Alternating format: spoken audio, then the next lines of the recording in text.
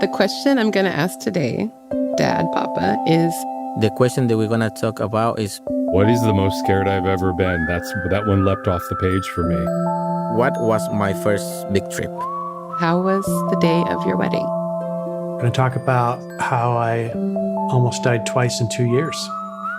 She was telling me her life story, and she didn't know it was me. That is an absolutely true story. And I can tell you about it.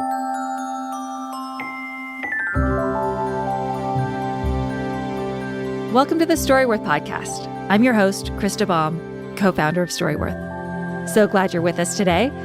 If you're new to Storyworth, we help people write their life stories, the big stories and the small ones. Each week on the podcast, we ask questions that help us hold on to a person's life story and get to know our loved ones better. Today on the show, a son asks his father about growing up in Jamaica and a plane ride that has lingered with both men for much of their lives.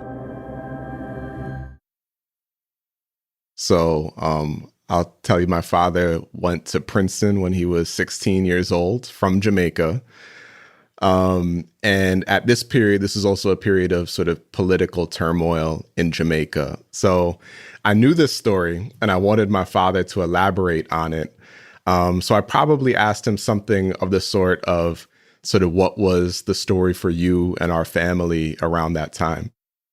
Can you introduce yourselves? Maybe your name, where you're from, how old you are, what you do? So my name is Mark. I'm officially George Winchester Mark Jobson. I live in Lake Hill, New York, upstate New York, but I'm from Jamaica, born and bred in Jamaica. Ryan, how about you? So I'm Ryan Jobson. I'm Mark's son. I am 34 years old. I was born in upstate New York, and I was always sort of brought up with a sensibility of my father being from Jamaica and being from the Caribbean, which led me on my own lifelong journey in the study of the Caribbean as well. Oh, amazing. What do you do now? I'm now a professor of anthropology at the University of Chicago, where I specialize in the study of the Caribbean and extractive economies and climate change. So yeah, it's quite a career that was sparked in many ways by my upbringing. What made you two want to start documenting your family stories when you did? I had not some major medical crisis in 2021 where basically my heart stopped. I had a cardiac arrest right here in the same house I'm in now, and I survived it. My wife did CPR, and the rescue squad was fairly fast, and they shocked my heart back to life. And I had a long recovery. I had a long time in the hospital and rehab and physical therapy and cognitive and all that. But about a year after that, I was doing a lot better. And I think my son Ryan kind of saw that this would be something that would also stimulate my thinking and feeling of self-worth too. So I think that's kind of what led up to it. Is there more you have to add, Ryan? A lot of this really did sort of emerge out of my father's hospitalization. So I think this was clearly a medical trauma for you, Dad, but also for us. There was this sense that life is very precarious, right? And when you came out of the hospital, I should also add, you were saying that you were struck by these very vivid memories of your childhood. So there was a desire there to get these stories down, some of which I had heard before piecemeal, but others that were sort of coming through even more vividly.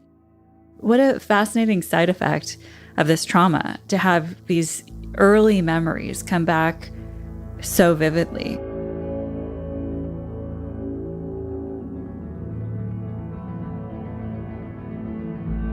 Let's set the scene for this story. Can you tell me, what was the Jamaica of your youth like? It was a place kind of pulled in many ways. I was born right about when Jamaica became independent from Great Britain.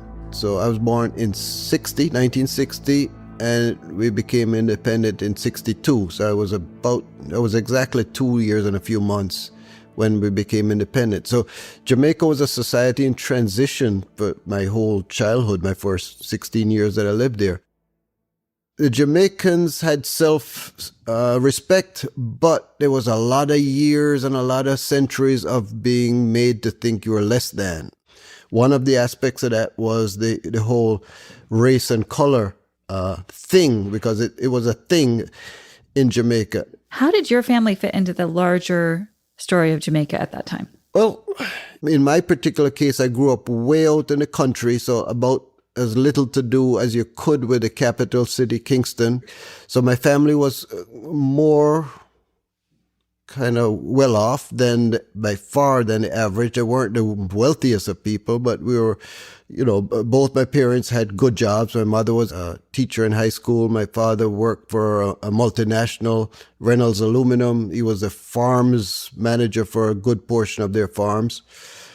And so my family was fairly well off, but there's also, like I was saying, it's not so much only the wealth, as in wealth and money, it's what your links were to people of power, and also your links were to people of prestige, which probably was the ultimate thing. And that had a lot to do with whether your family connections and your family history and who your parents and grandparents and their ancestors were. But that was being fought against a lot by people all over, but particularly people who were of the black majority, who had been told that they were not as good as the wealthy elite, which were a very small number of whites and a kind of medium amount of mixed race people who looked kind of white. So yeah, that was a change that people were kind of struggling against at the time. So someone like my father might be classified as Jamaica white at different moments, and he can speak to this, might have also been called red or brown, depending on the context. And in fact, I got into a lot of fights, and most of the fights were caused by being taunted or teased, called names. And I had a temper, I still do. And I'd react and I'd start swinging the fists. And, I'd ask, I wore glasses. I just started wearing glasses. So I'd say, hold my glasses to one of my other kids around. And I'd start swinging the fist. And I usually ended up on the wrong end of the fight. But I fought almost every day. So that was the deal. Oh, wow. Yeah. You ultimately decided to move to America. Can you tell me more about that choice? So it was a choice for education. Here was Mark, who was, getting first or second place in his classes all the way along and busted out, the school leaving exams. They call it General Certificate of Education. I did the best in the island with almost all distinctions. Ended up with another series of exams, which I also did the best in a generation in my country. Everyone saw that I had the gifts to do well in school anywhere I wanted to go. So America's fairly close. We had been to America several times on visits. I kind of thought, let's apply to some of these better colleges in the U.S. So I applied to maybe 3 Ivy League schools like Harvard, Princeton. So I did that, and I picked the one that I thought I would like the best, not having been to any of them. Also, I was only 16. 16 is so young to leave home, especially for another country, right? So were you nervous? How were you feeling? I wasn't arrogant, but I was very confident.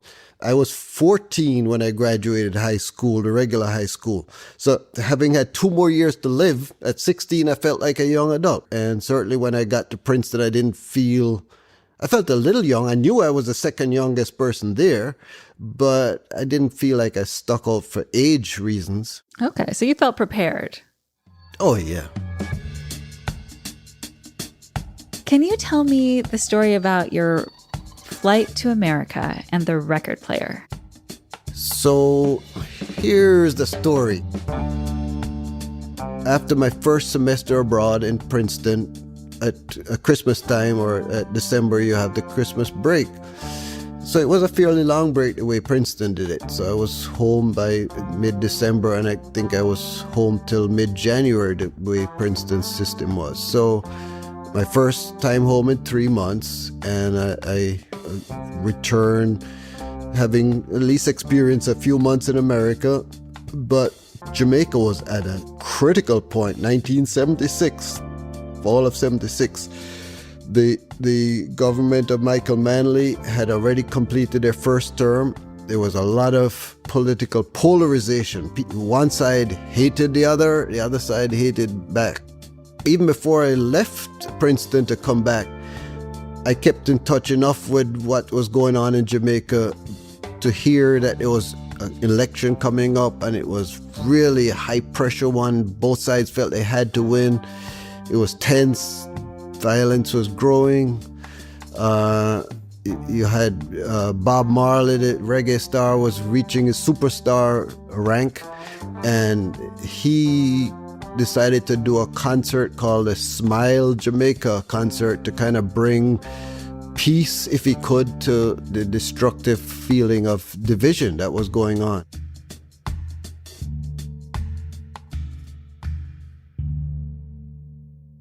I should say this, that my parents, who were well off enough to have a few thousand, or, perhaps maybe close to 100,000 in US currency, wanted to get some of their assets out because they thought that Jamaica was heading down the socialist path fast, and that maybe in a year or two it would be pretty much communist. So they wanted to see if they could migrate and hopefully get some of their assets out of Jamaica, which many Jamaicans who had the money were trying to do. A lot of Jamaicans would just try to get hold of US currency, bills, $20, $100 bills, whatever. You could get them on the black market for not a huge markup, so you have to pay more than they were worth, but you'd be glad to get the US currency. The question was how to get it out of Jamaica.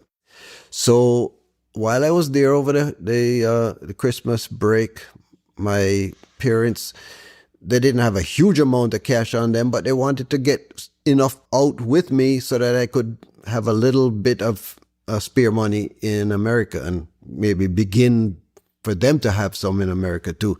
So my mom came up with this plan that she would get some US currency into a reggae record album on the old LPs. And this was a fold-out LP that if you carefully slit, the side that did not have the record in it, if you carefully slit down that, you could separate the kind of cardboard panel, and you could slip cash into that and then reseal it carefully. Do you remember how much cash they were trying to slip in? In this case, it was between 2,000 and 3,000. So it wasn't a massive, which was good because even with thin bills, you didn't want it to bulge or show. So it was a relatively small amount.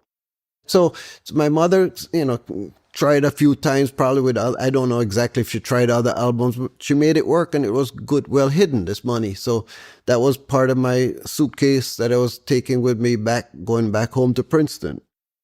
When we got to the airport, it go through the immigration and customs or whatever you go through leaving, and I'm sitting in the departure lounge, and I have a little boombox with me, and I had maybe not much else possessions-wise, maybe a book or whatever I had in my hand. So as I sit there in the departure lounge, up come to me two uniformed police officers. They had on the khaki uniform, which gives you an idea. They had the higher rank in Jamaica. The khaki clothes police are the higher ranks, like inspectors or whatever.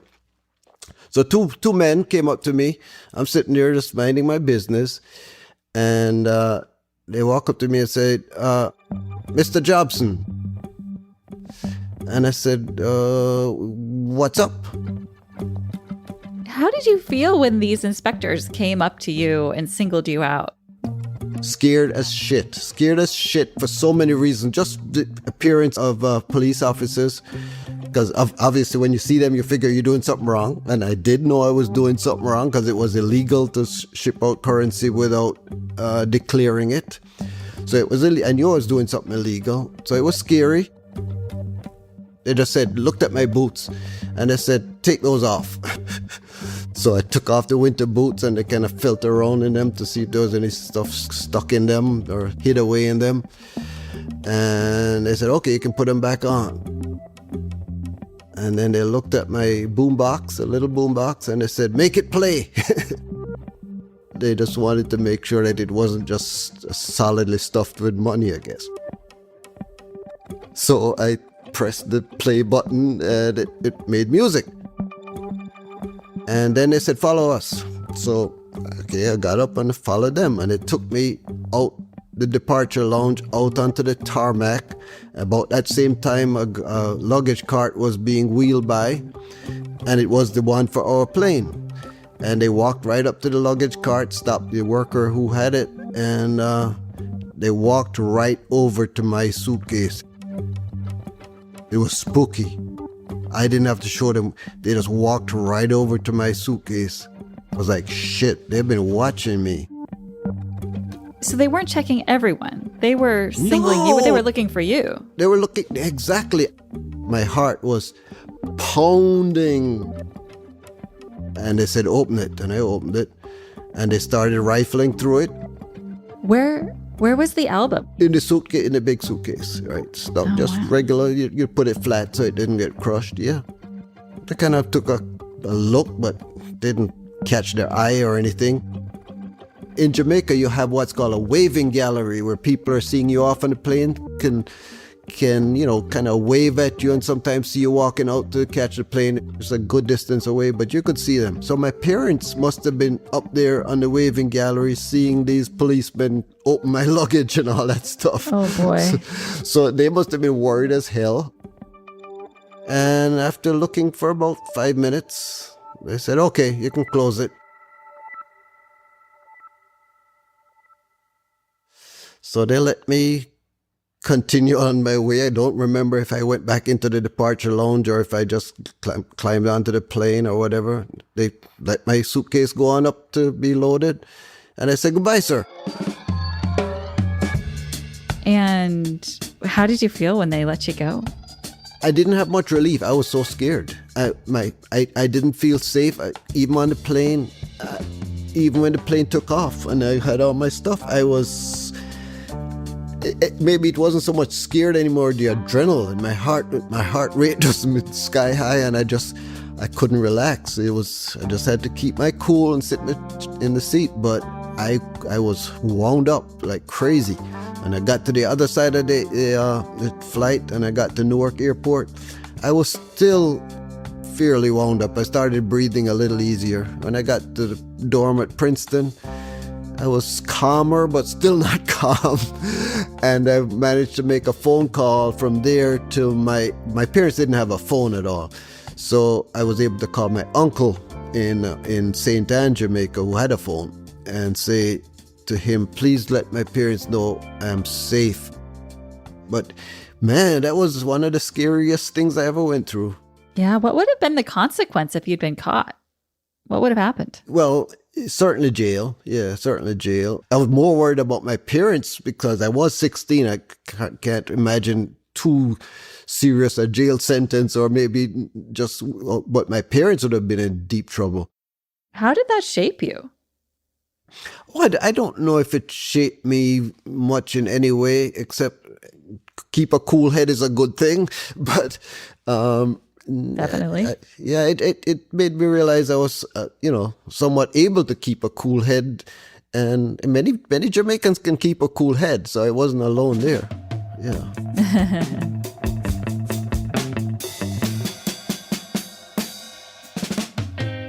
Ryan, what was it like for you to hear this story? I loved hearing this story growing up. And I think it was always a little odd to me, actually, because, my father actually raised me to be quite sympathetic to the kind of political project that Michael Manley had undertaken in Jamaica. Things like Black Power, things like, again, all of the kinds of social transformations that my father was describing during this period.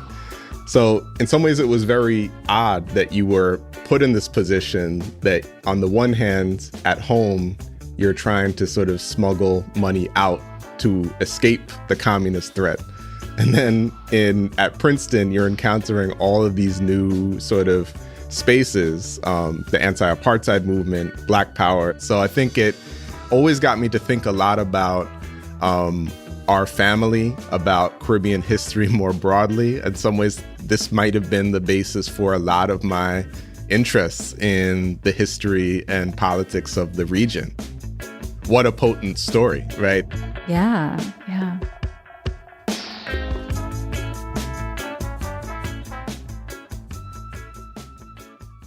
Mark, do you remember which album it was? I definitely do. It was an album by Jimmy Cliff, and it was called Jimmy Cliff Unlimited. Unlimited Jimmy Cliff. Do you happen to still have it? I do have it. Do you ever listen to that album and think back on the experience? Yeah, I do. It doesn't give scary feelings, but yes, vivid. Those kind of memories stay very strong, very clear. Yeah. I mean, it seems like it's a story that had a real impact on you and then generations with your son. Right, the story will probably live on a couple more generations. Under the sun, moon and stars. Thank you so much for your time and sharing this chapter with us. Thank all of you. Thank you. To me, I'm not blind, you see. I've got to be free under the sun, moon and stars. Under the sun. That's it for this episode of the Storyworth podcast. I'm Krista Baum. Thanks so much for listening. If you want to get started writing your own book of life stories or want to give the gift of Storyworth to a loved one, head over to storyworth.com. And if you want one of your stories to be considered for the podcast, we'd love to hear from you. Reach out to us at storyworth.com/podcast. The Storyworth podcast was produced by the folks at Good Weight Productions. Remember, everyone has a story worth sharing. See you soon.